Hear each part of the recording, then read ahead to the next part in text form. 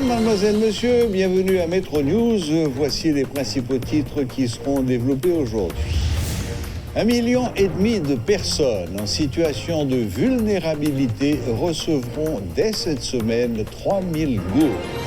L'annonce en a été faite ce lundi par le président Jovenel Moïse lors d'une adresse à la nation.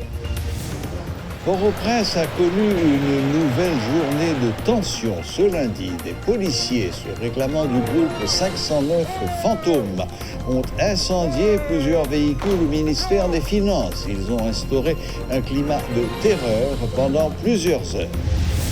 Dès la semaine prochaine, il y aura une amélioration dans la distribution du courant électrique, selon le directeur général de l'EDH, Hervé Pierre-Louis.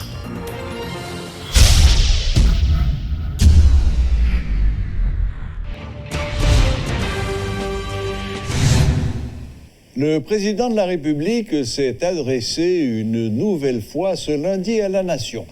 Lors de cette adresse, le chef de l'État a fait un ensemble d'annonces relatives à la lutte contre la pandémie du coronavirus.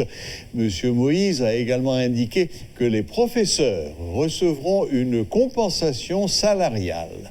Le Fonds d'assistance économique et sociale, FAES, va procéder à la distribution de rations sèches à travers tout le pays, a indiqué le président. Le numéro 1 de la nation a précisé qu'1,5 million de personnes en situation de vulnérabilité recevront dès cette semaine 3000 gourdes. Il prévoit également des jours sombres pour le pays après la pandémie du coronavirus. Le locataire du Palais national en a profité pour inviter la population à respecter les consignes d'hygiène. Nous demandons au ministre de l'Éducation nationale là, pour l'Alchita avec le ministre des Finances là, pour démêler le combien de Jean-Jacques, pour professeurs de l'école privée à l'université, joindre une compensation salaire.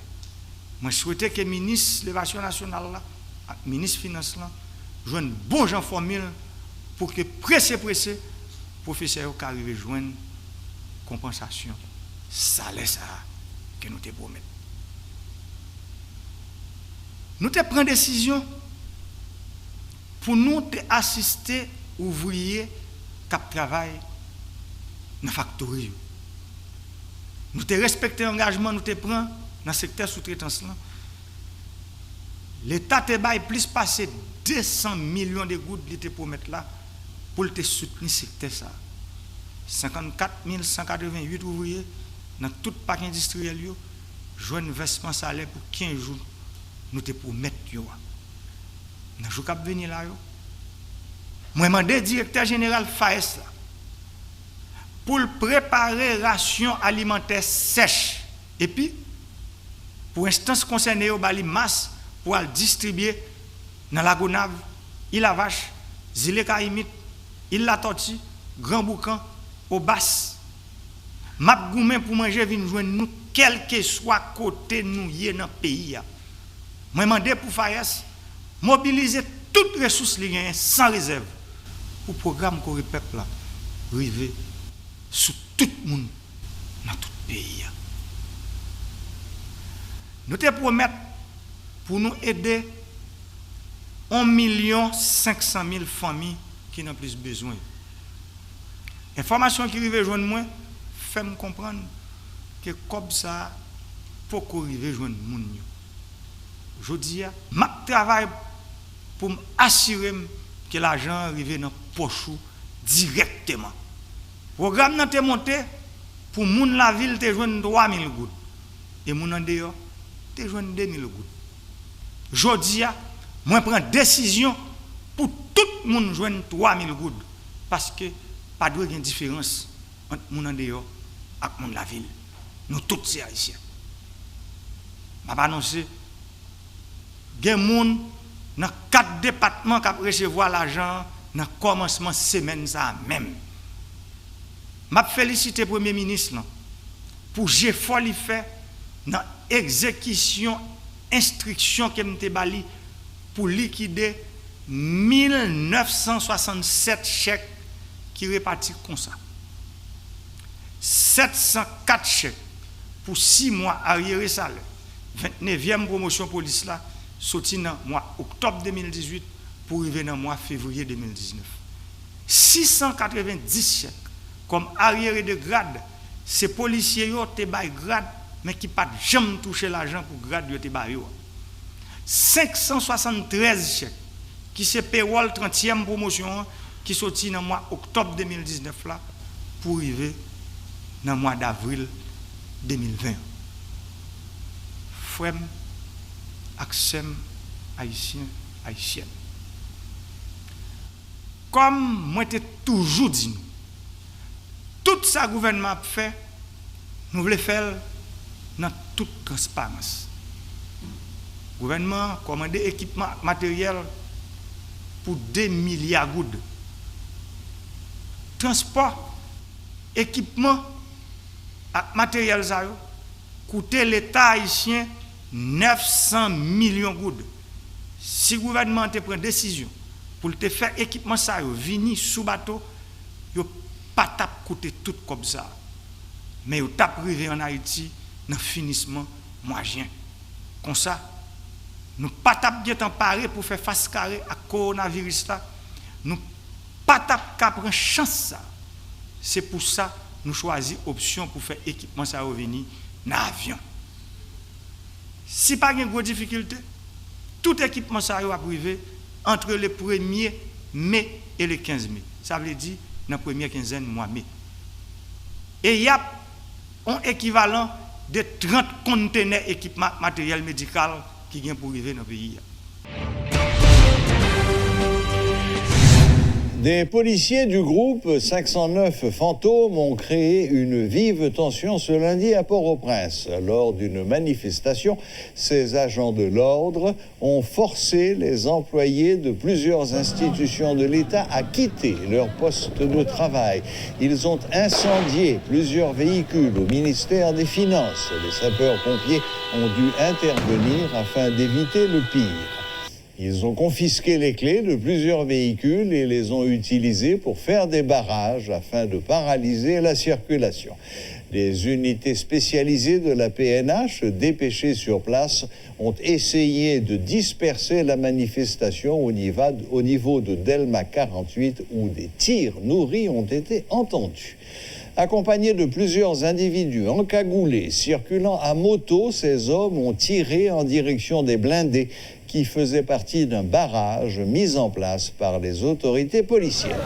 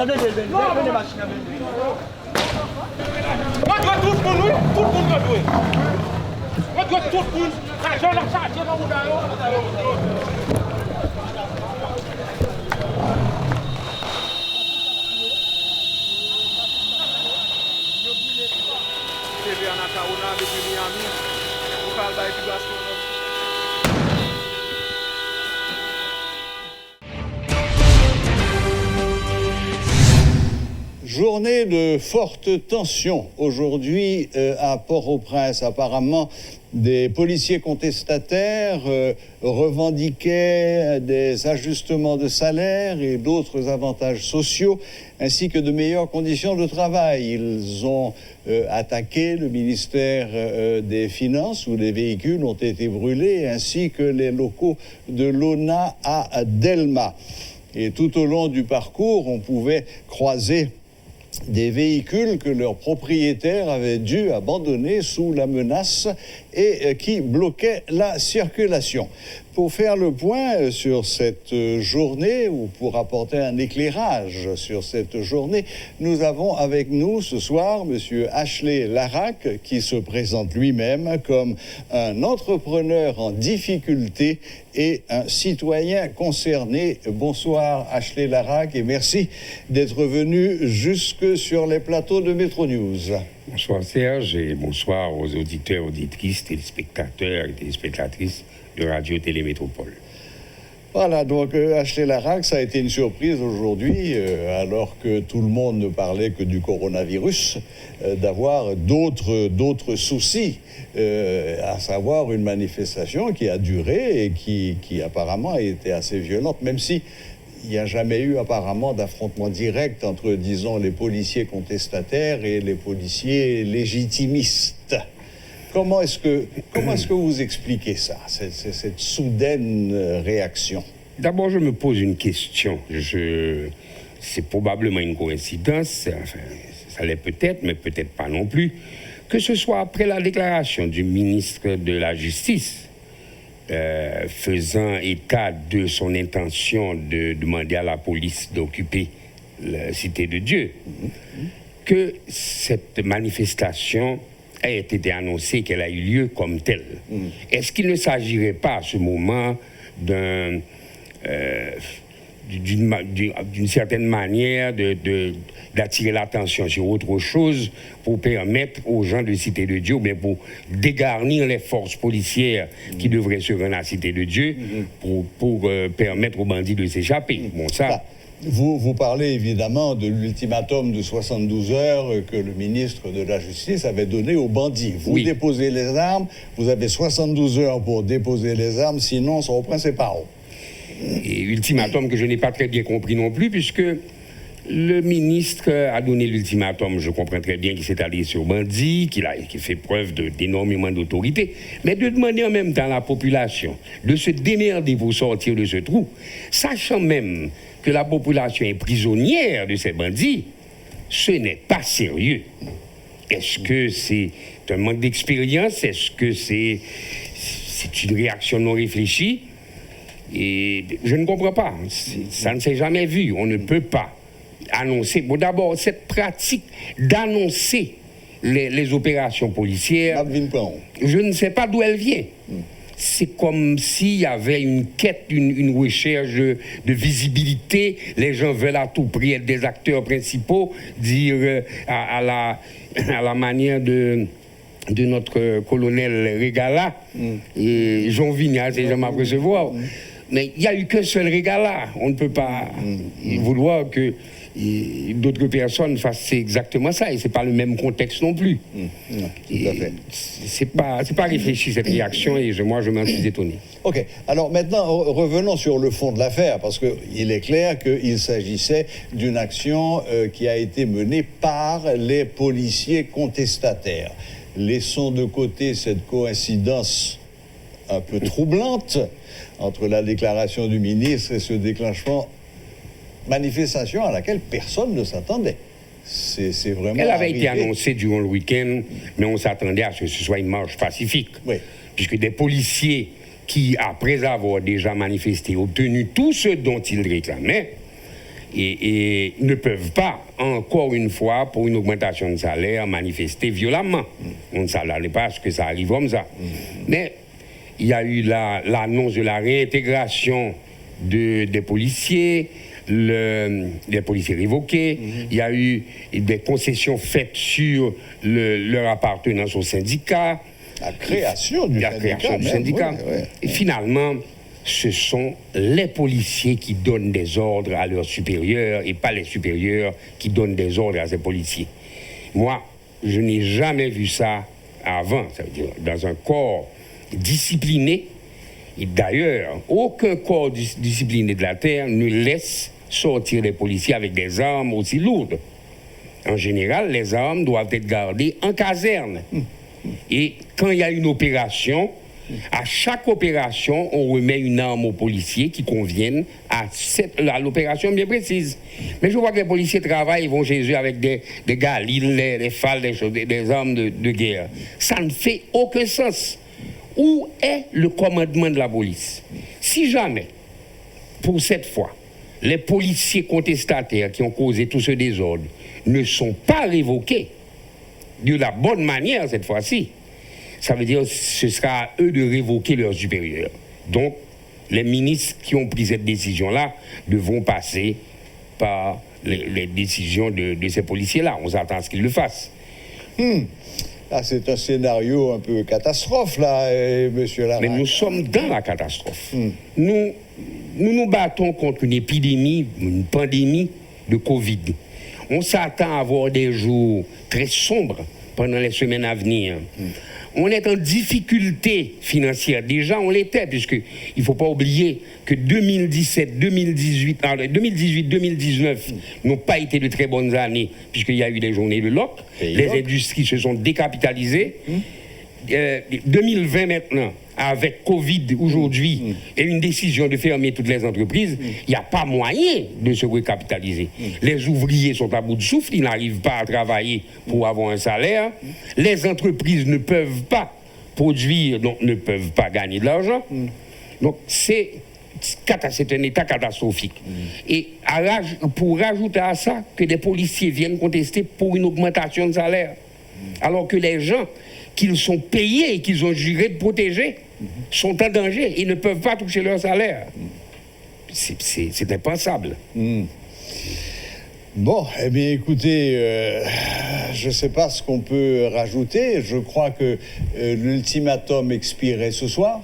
L'ultimatum de Cité de Dieu expire ce soir pour les bandits. D'accord. Mais celui des militaires, il n'y a pas encore d'ultimatum. On s'attend à ce que, et le discours promis par le président de la République d'ailleurs vers 5 heures devrait dire quelque chose là-dessus, où le ministre de la Justice qui s'était prononcé et devrait parler de l'indiscipline de ces policiers-là. On s'attend à voir dans les heures qui suivent au moins une réaction, une décision et forte sur les policiers qui ont causé tant de désordre.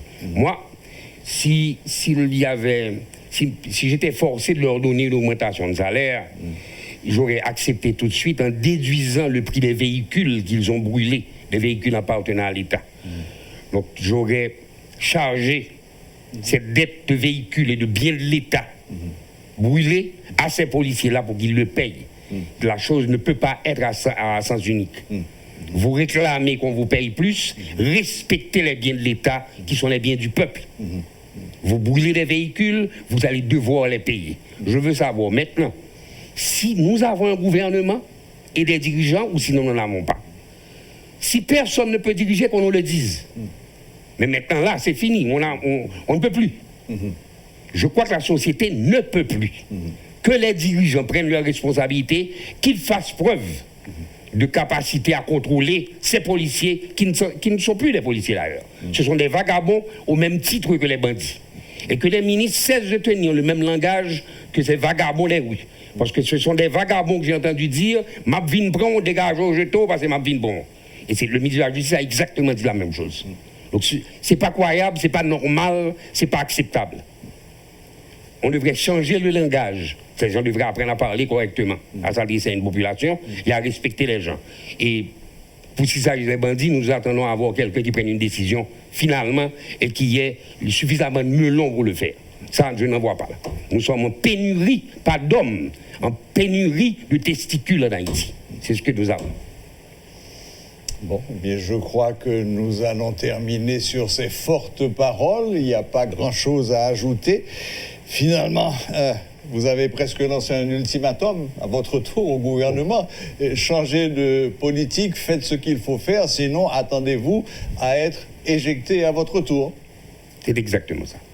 Merci infiniment, Ashley Larac. Merci d'être venu jusqu'à nous ce soir et sur le plateau de Metro News. C'était donc monsieur Ashley Larac, dont je dis qu'il se présente lui-même comme un entrepreneur en difficulté et un citoyen concerné, et on vient de l'entendre.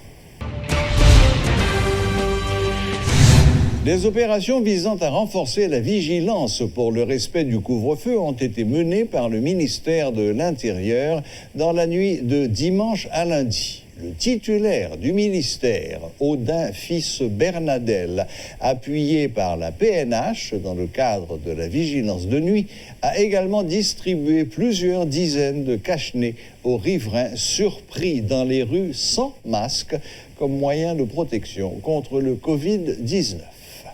C'est justement l'objectif pour nous limiter les dégâts. Parce que jusqu'à présent, la maladie de coronavirus, un groupe de monde en Haïti pour l'accepter en tant qu'état de fait.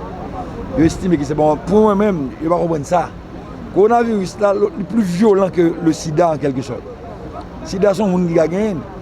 Le coronavirus, pour gagner, c'est par transmission. Le coronavirus, c'est pour prendre, non seulement pour gagner, mais pour pile le monde qui gagne. C'est ça que fait sens. On dit que le gouvernement, nous clair là-dessus, nous avons fait tout le temps pour faire nous respecter. Ça les mesures que nous prenons. Nous disons qu'à partir de 8 heures, personne ne doit prendre la rue encore. Donc, ouais, que les peuple haïtien sont incrédules pour la plupart. Ouais, jusqu'à date, ouais, combien de monde dans la rue? Bon, c'est normal, nous obligons de bloquer. Et nous allons d'un côté, nous allons procéder à l'arrestation de certaines personnes parce qu'il n'est pas possible. Et nous commençons à faire là, oui.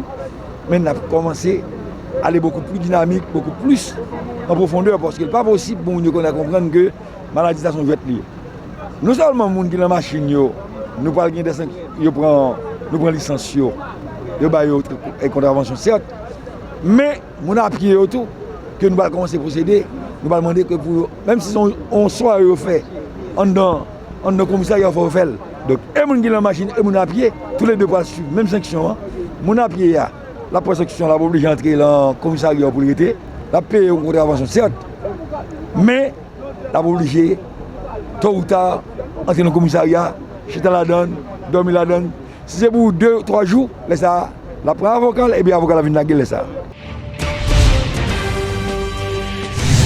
La situation économique d'Haïti risque de provoquer des manifestations contre la faim, comme dans certains pays d'Afrique, prédit l'économiste Kessner Farrell.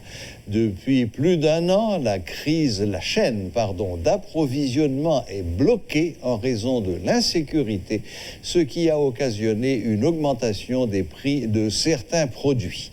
Par ailleurs, Kessner Farrell déplore un ensemble de mouvements au niveau de l'économie nationale qui entraînent une dépréciation accélérée de la gourde à un moment où le tourisme s'effondre. Bon, dollar, c'est exactement ça, les balances des paiements. C'est l'argent qui a rentré, l'argent qui a sorti. C'est qui quantité exportée, qui quantité importée. On va comparer investissement direct étranger. Combien de cob tiré vers Haïti et combien de cob de Haïtiens aller vers l'extérieur. On va regarder tout le mouvement touristique. Combien de gens qui viennent visiter le pays d'Haïti, combien de gens qui sont sortis pour aller visiter l'autre côté. Donc, ouais, c'est plus avec moi. C'était pour match football, ou by goal, ou prend goal. Donc, finalement, balance de paiement, on va dire, bon, mais match, mais comment le résultat final là? Donc, là, après tout ça, tout résultat, ça, il va avoir un déficit de la balance de paiement. Donc, si que exportation faible, on va faire $1 milliard d'exportation, à cause de toute situation qui vient là, une autre situation pour créer pression sur le marché local d'échange là, ou pour gagner également moins d'investissement direct étranger. C'est pas année ça, il va aller des années. Nous fait 2 années, nous pas prendre touristes parce que vous pas oublier depuis 6-7 juillet, n'a pris choc, fait champêtre, haïtien pas rentrer, donc moins d'argent. Donc on fait tout ça qui bon balance de paiement négatif, déficit balance de paiement ça, qu'on y a local connecté avec budget. C'est ça qui fait des déficits jumeaux. Donc, ce bon déficit budgétaire extrêmement important, à savoir recettes avec dépenses, ou dépenser beaucoup plus qu'entrée, deux secteurs ça connectés l'un avec l'autre. Il y a des déficits jumeaux. La stabilité macroéconomique sont éléments fondamentaux. Depuis l'instabilité macroéconomique, ou l'on situation côté que système immunitaire, peut-être dire par hasard, ou un fragile.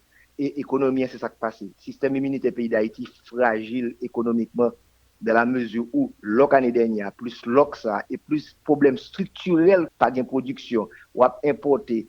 Donc, tout élément, ça vient créer une situation de pression sur le marché local. Donc, c'est le résultat final match là. Local, l'équipe 7-0, et bien, qu'on est que il y a une équipe vraiment pas préparée pour match du tout. Le directeur général de l'EDH, M. Hervé Pierre-Louis, annonce une amélioration dans la distribution du courant dès la semaine prochaine avec le début de la saison pluvieuse. Il a également expliqué que la compagnie a dû faire face à un déclenchement général samedi, un problème technique qui ne sera réparé que ce lundi. Par ailleurs, M. Pierre-Louis a déploré que seules 2 des 3 tranches de la centrale de Vareux soient actuellement opérationnelles. J'ai constaté, depuis le week-end en particulier, le réseau a été très turbulent. Turbulent veut dire que nous connaissons plusieurs déclenchements généraux qui ne sont pas habitués à rythme ça. D'une part, c'est faiblesse qui est au niveau production. Tout le monde connaît. Nous avons fond saison pêche là, pélig censé produire et réseau de distribution, tout réseau de transport là, quand même, son réseau qui est construit depuis les années 70, qui gagnait des faiblesses là-dedans. Je me dis par exemple que ça va briver qu'on circuit de distribution en défaut, mais gagner des systèmes de protection qu'il a pour isoler côté des foyers, pour des fois pas algailler, d'impact dans l'autre composant système. C'est dans ça que nous sommes là. Nous prenons des tensions générales avant-hier qui ont impacté sur central. Nous avons appelé d'œuvre pour nous réparer la question. Moi, j'espère que pendant la journée là, on a pu retourner, remonter le réseau. Deuxième nouvelle, c'est que toute prévision météo montrer que la saison pluvieuse va commencer dans le bassin versant Péligla d'ici le week-end là.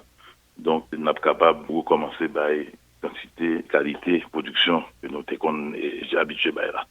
Mais il faut nous autour, frappe ça, on apprend là, qu'on y a là, on est capable, bon, moi, pas dire que tu es capable d'éviter, mais il y a des projets qui, en cours, qui prennent ça en compte. Par exemple, projet Taïwan, 150 millions Taïwan, là-dedans, il y a une composante inclue pour rénover tout le réseau de transport. Là. Ça veut dire que l'impact de un défaut, là on parle sur le réseau à gain, bien ça peut être isolé dans la partie, il va pas impacter sur des autres composants dans le réseau. Suite à l'ultimatum lancé par le ministre de la Justice, plusieurs groupes de riverains qui vivaient au village de Dieu ont quitté la zone. Tout en dénonçant cette décision unilatérale prise par le gouvernement qui les contraint à abandonner leur toit, ils demandent aux autorités de leur proposer une alternative. Je ne suis côté pour m'aller quand il maladie dehors, ils ont demandé pour nous sortir. Nous avons sorti. Nous avons sorti une semaine et puis après ça pour me tourner là quand moi. Si pas grand fait. M'a tourné. Qui côté me gagne maladie dehors. Mon nan le bon côté pour être c'est un jour oui. Li pleure oui. Ou bien petite? Oui, me gagne 2 petites. Tous les deux, vous êtes qui dedans? Oui. Côté l'autre maille, oui, seul ça vous gagne la caille. Je pas prendre tout à fait. Pour ça vous comptez bagaille. Parce que me connais m'a tourner la caille moi. Quand y a là, yo dit tout le monde sorti. Nous même caille moun aller. Mais depuis matin pour me daviner, yo là tellement cassé, me pas aller entrer dedans encore. Mais et on non celle qui chambre quand cousine moi et là elle prend ma trois petits moun. Est-ce que nous carré là? On y a n'a contrôler pour nous Jean bagaille. Mais est-ce que pas pas nous question les n'a quitter dedans et comme si pour nous quitter bagaille ou bien aller sans rien en main. Oui, nous pas capoter rien et des petits grains nous pour chaque temps vous nous venir prendre petit grain bagaille et puis n'a contrôler. Lors où tu as un petit grain bagaille ou vire ou quitter ou al caille moun ou pas connait comment ça va ou pas gon cop nan moi pour doit l'acheter l'autre bagaille. Vous avez petit encore? Oui, moi 3 petites. Ma m'geta sorti avec Timon et 3 petits bébés. Voilà, la boucle est bouclée. Merci de nous rester fidèles. Excellente semaine à toutes et à tous et à la prochaine, même heure, même chaîne.